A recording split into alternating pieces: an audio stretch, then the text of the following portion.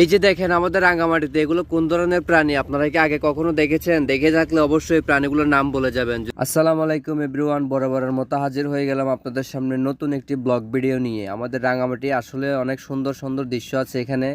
কোটি টাকার view, Rangamati view. নিজের জেলা নিয়ে নিজেই গর্ব করি, কারণ আমি এমন কিছু দৃশ্য উপভোগ করি মাঝে মাঝে, যেগুলো আপনাদেরকে দেখানোর খুবই চেষ্টা করি। আজকে চলে আসলাম অরণ্যক রিসোর্ট। এই পুরো রিসোর্টটার নাম হচ্ছে অরণ্যক পার্ক। যারা নাম জানেন না অবশ্যই তাদেরকে বলে দিচ্ছি। সো আজকে স্পিড বোট নিয়ে ঘুরতে আসলাম। ফাইনালি জুন কমান্ডার স্যারকে নিয়ে ঘুরতে যাব, তার মধ্যে হাতে কিছুক্ষণ সময় রয়েছে। এই সময়ের মধ্যে বানিয়ে ফেললাম একটি ব্লগ ভিডিও, যেহেতু একটা সুন্দর মনোরম দৃশ্য উপভোগ করতেছি। আমি নিজেকে উপভোগ করব, সাথে আপনাদেরকে উপভোগ করাবো। তো দেখতে পারতেছেন কত সুন্দর দৃশ্য। এখানে লেখা আছে ওয়েলকাম টু অরণ্যক পার্ক। দৃশ্যটা আসলে অনেক সুন্দর। দুপুরবেলা রৌদ্রের মুভমেন্টটা আরও বেশি সুন্দর। তো আমি আর আপনাদেরকে আজকে আকর্ষণীয় কিছু ভিডিও দেখাবো। আপনারা সাথে থাকুন, সঙ্গেই থাকুন। তো আসলে সামনে সেনাবাহিনী রয়েছে, যার কারণে যেতে পারতেছি না। আমি আপনাদেরকে জুম করে দেখাচ্ছি, এই জায়গাগুলো অনেকটাই সুন্দর। সামনে সেনাবাহিনী থাকার কারণে যেতে পারতেছি না। এমনিতে এখানে ভিডিও করা নিষেধ, তারপরেও আমি ভিডিও করতেছি, কারণ এত সুন্দর একটা জায়গায় আসছি, আমি ভিডিও না করে পারতেছি না। পুরো জায়গাটা যদি আমি আপনাদেরকে এভাবে রাউন্ড করে দেখাই, তবে আপনারা বুঝতে পারবেন দৃশ্যটা কত সুন্দর। যদিও বা আমার ক্যামেরাটা ভালো নাই, তারপরেও চেষ্টা করতেছি ভালো ভিউ কিছু আপনাদের সামনে তুলে ধরার জন্য। সাথে থাকুন, সঙ্গে থাকুন আপনারা। আশা করছি পুরো ভিডিওটা সম্পূর্ণ দেখবেন।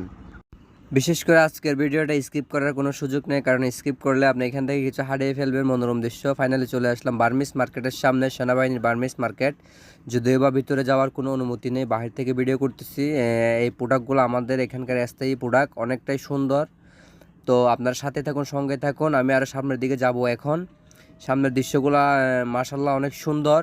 ওই নদীতে দেখতে পারতেছেন ক্যান্টিন।